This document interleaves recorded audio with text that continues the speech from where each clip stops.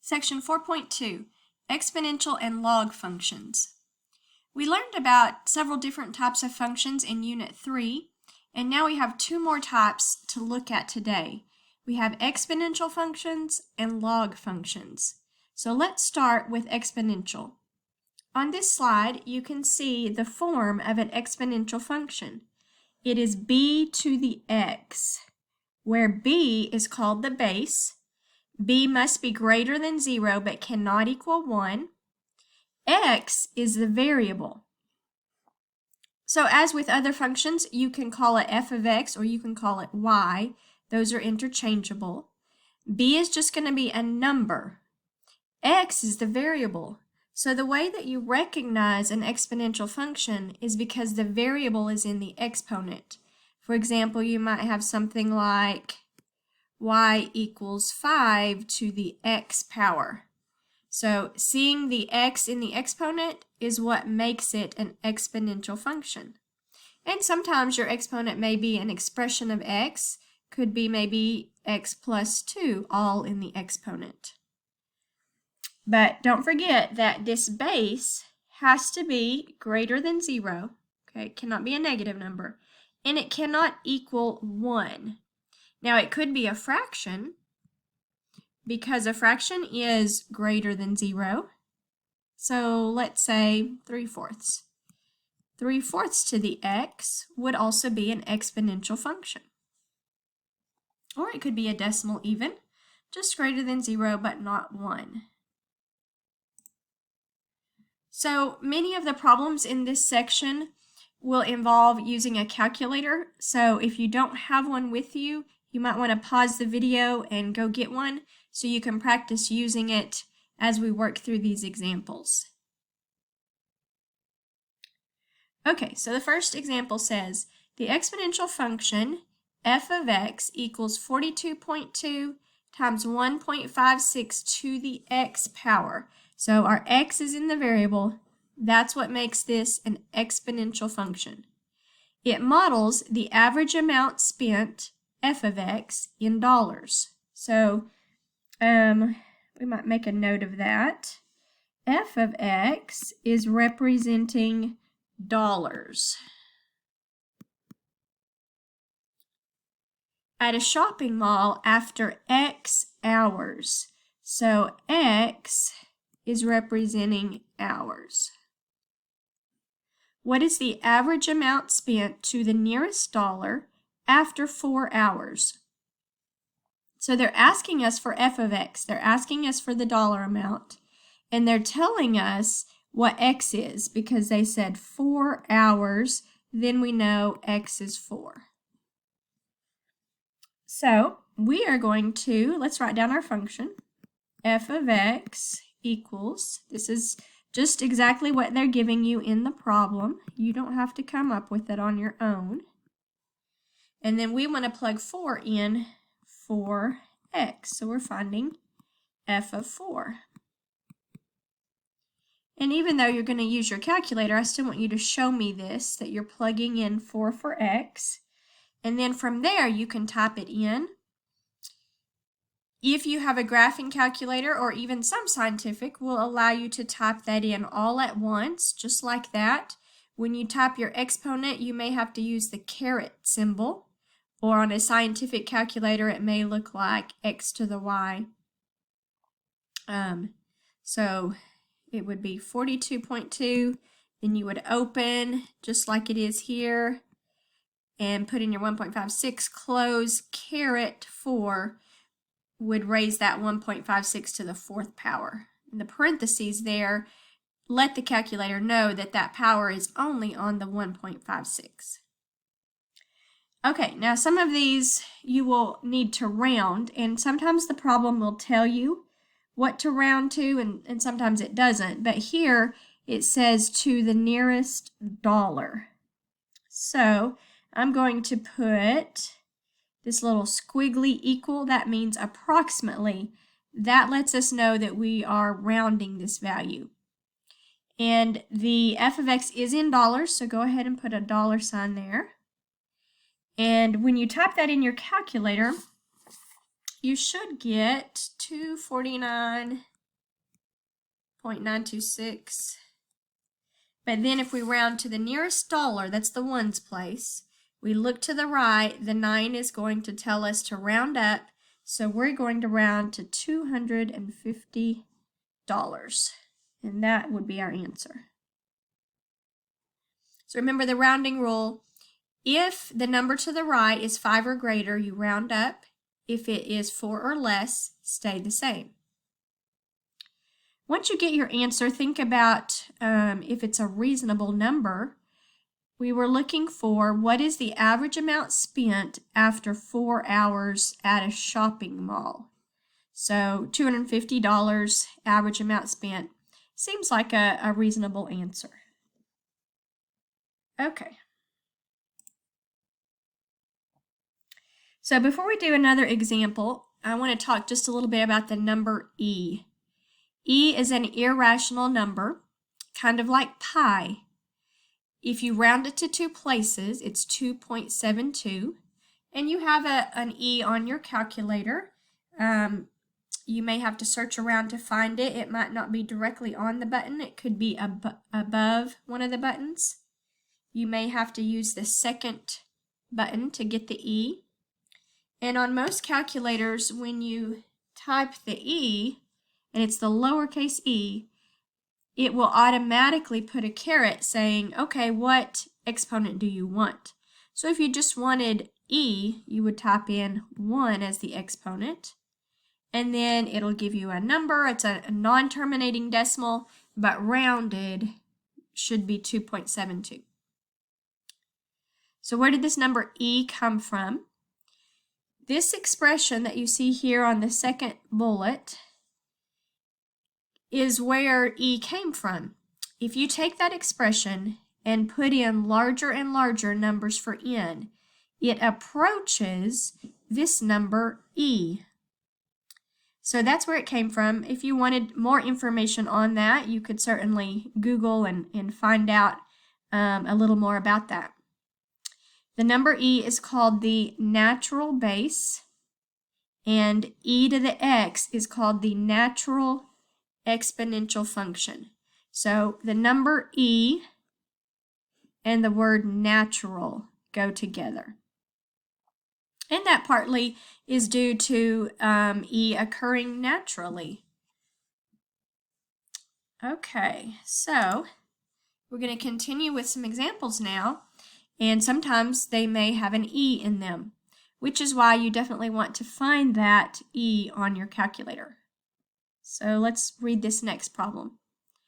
The exponential function f of x equals 1,145 e to the 0.0325x. So here's your x again, up here in the exponent, making this an exponential function. This models the gray wolf population of the western Great Lakes. F of x, x years after 1978. Okay, so f of x is the population. We'll go ahead and write that down. F of x is representing the gray wolf population. And then we have x, and it is in years. So x is years, specifically years after 1978. So the question is, what was the gray wolf population rounded to the nearest whole number of the Western Great Lakes in 2014? So we need a number for x. To get that number, we are going to take our year 2014 and subtract 1978. And that is going to give us 36 years. So then we are ready to substitute into our function. So they tell us that f of x is this function. Let's go ahead and write it down with the x in it. And now we are going to find f of 36. So that 36 is going to go in the exponent. Now let's talk about typing this in the calculator. Very important that you type it correctly. So you would go ahead and type, we'll put it over here, 1145, and then you're going to type the E, which should automatically give you a caret. And so all these numbers multiplied together all need to go in the exponent. So to let the calculator know that, you should go ahead and open parentheses and type 0.0325 and then hit times 36, close. And that should do it for you. You should get a number before you round 3689.18. And then it said to the nearest whole number, so that's the ones place. We look to the right and we have a 1. And since that number is less than 4, or less than 5, I should say, we will stay the same. So we're still going to put approximately over here because we did round. 3,689. That would be to the nearest whole number. And that's the gray wolf population. So if we wanted to put some units on there, we could put gray wolves. And that's our answer. Okay, let's keep going. So another application that you will see with exponential functions is compound interest. And this is something good to learn about because interest is something that we do deal with in our everyday lives. So on this slide, you have a couple of formulas. And let's go ahead and read. It says, after t years, okay, so t is going to represent number of years. T is time, and the time is in years. The balance A, okay, so A is the balance in an account with principal P. So you got the balance is A, the principal is P, and an interest rate R. Lowercase r is interest rate, and we need it to be in decimal form. So then we have our two different formulas. The first one is for n compoundings a year. So look here at the bottom. It tells you compounding periods.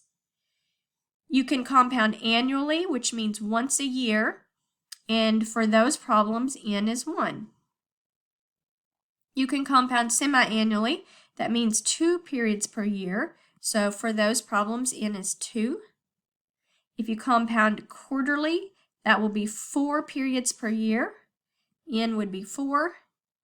And the other option you may see is compounding monthly, which would be 12 times per year. N would be 12 for those problems. So n is number of compoundings a year.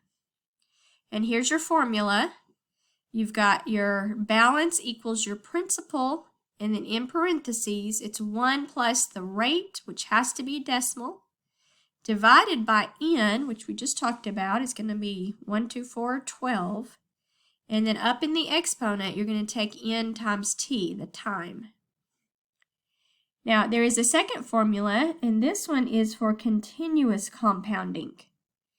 And so you don't have to know n for those types of problems. Your formula is just the principal times e, and then your exponent is the rate times the time. So I will probably provide these formulas right in the problem, but you may still want to go ahead and put them on your note sheet for your next test. Let's practice using these formulas. You receive an inheritance of $10,000. You're considering depositing this money into an interest-bearing account for 5 years at a rate of 8%. Use the formulas to answer the following questions. So both formulas are given here. In part A, how much money will you have in an account that is compounded quarterly? So since it tells me it's compounding quarterly, then I know I need to use this first formula. Now, some of the information is given up here in this first paragraph. So let's go ahead and write down what we know from that. You receive an inheritance of $10,000. So that's your beginning amount. That is your principal. Okay, principal is $10,000. You're considering depositing into an account for 5 years. So that is your time. T is 5. It's already given in years, so we don't have to convert. At a rate of 8%. Okay, so the rate is 8%, but we need to convert that to a decimal. So here's the decimal after the 8. To convert percent to decimal, you move 2 places to the left. So that's going to be 0.08. You have to put it in as 0.08. If you put it in as 8, you will not get the correct answer. Okay, and then one more thing we need that's just here in part A, compounded quarterly, that tells us that N is 4. 4 compounding periods per year. So now we're ready for our formula. So A equals, and we're going to just go ahead and substitute 10,000 for P,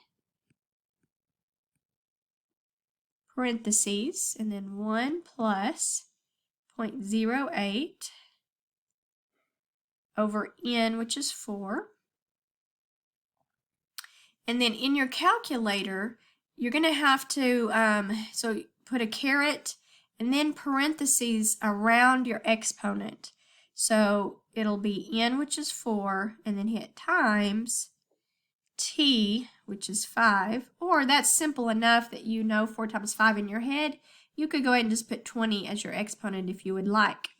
But if you write it out as 4 times 5, then that 4 times 5 must be in parentheses. Okay, so it didn't tell us specifically what to round to.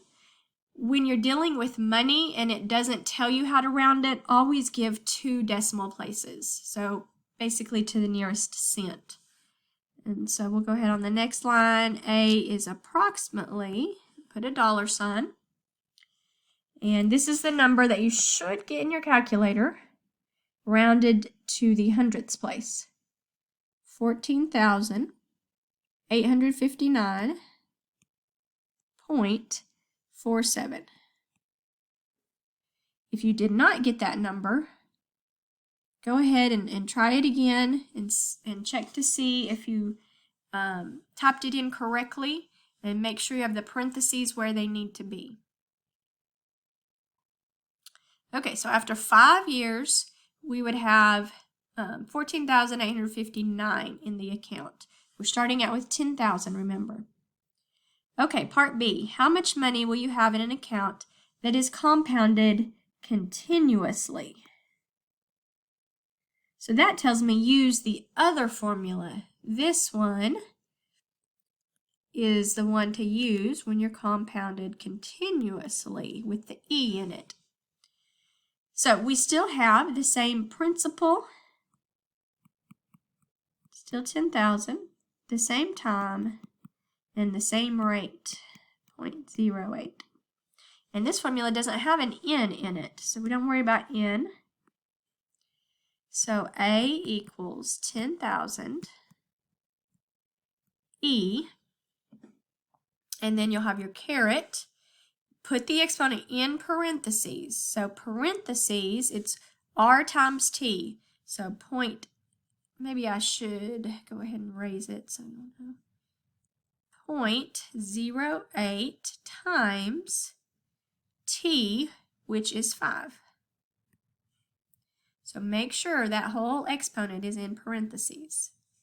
And then again, we'll just round it to the hundredths place. Since it's money, put a $sign. It should be 14,918.25.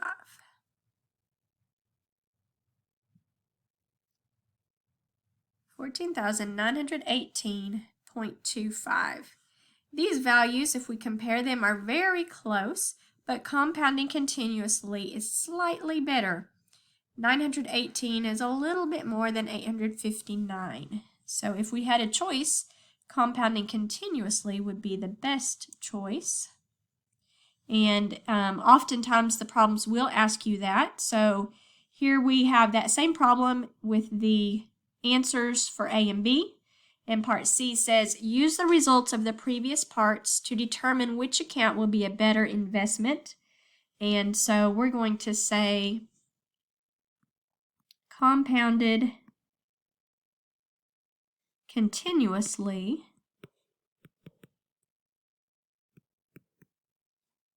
will be better because it gives us slightly more money in our account.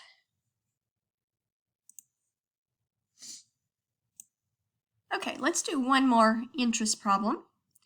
Number 2 says, you won $8,000 by playing the lottery. You're considering depositing this money into an interest-bearing account for 6 years. Use the formulas to answer the questions. So part A, how much money will you have in an account that earns 7% compounded monthly? So let's write down what we know. So back in the paragraph, it says we won $8,000. That will be our principal. So, we'll put that in red. The principal is 8,000. And it also tells us the time up here. It tells us the principal, and then we're going to deposit it for 6 years. So our time is 6. And now on part A, it gives us the rate, 7%. So let's convert that to a decimal. Move the decimal 2 places left, would be 0.07. And it says compounded monthly, which tells us what N is. N is 12. 12 compounding periods per year. So then we are ready. We're going to use the first formula since it's compounded monthly. So we're plugging in 8,000 for P. 1 plus 0.07 divided by 12. And then you need your caret symbol in your calculator. And then you're going to type in N times T. So that'll be 12 times 6. If you're going to type it out as 12 times 6, put parentheses around it. Or you could go ahead and multiply 12 times 6 and just put 72 there. If you have a calculator that will not allow you to type in all this at once, you would have to do it in different pieces. Like you would find out this number that's inside here, the 1 plus 0.07 divided by 12. Once you get that number, then take it to the power of 72. And then once you get that number, times the 8,000. So just make sure you practice with your calculator so you know the best way to type it in. And again, it didn't tell us what to round to, so just go ahead and do 2 decimal places and put a $sign on your answer. Should be 12,160.84. So that would be the amount compounded monthly. All right, part B. How much money will you have in an account that earns 6.85% compounded continuously? So when you see the continuously, then you remember, okay, that's the E formula, okay? Continuously use the E formula. Some people call it PERT because it has a P-E-R-T in it. So PERT formula. All right. So we still have the same principal, is 8,000. We still have the same time, 6 years. The rate, however, is different. So it's 6.85%. We need to convert that to a decimal. So we're going to move the decimal 2 places to the left. and that will give us 0.0685. Now we are ready for our formula. A equals P, which is 8,000, E, and then caret to the RT. So that's going to be 0.0685 times 6. All of that in your exponent. Go ahead and round to the nearest cent again. So A is approximately $12,066.60. That should be the amount you get for the answer to part B. So look at the two numbers. I think I have those on the next slide here. 7% compounded monthly gave us 12,160. Now here we dropped the rate a little bit, 0.15%, but now we compounded continuously. And it did cause the number to be slightly lower.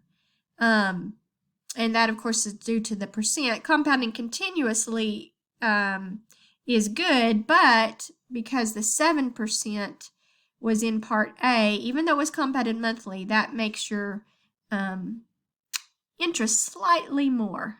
And sometimes you don't really know what's going to happen until you actually plug in the formulas and calculate to see which one of these is actually going to be the best. So in this case, it turned out to be part A. So part C says, use the results to determine which account will be a better investment. So to answer that, we're going to say 7% compounded monthly is the better investment.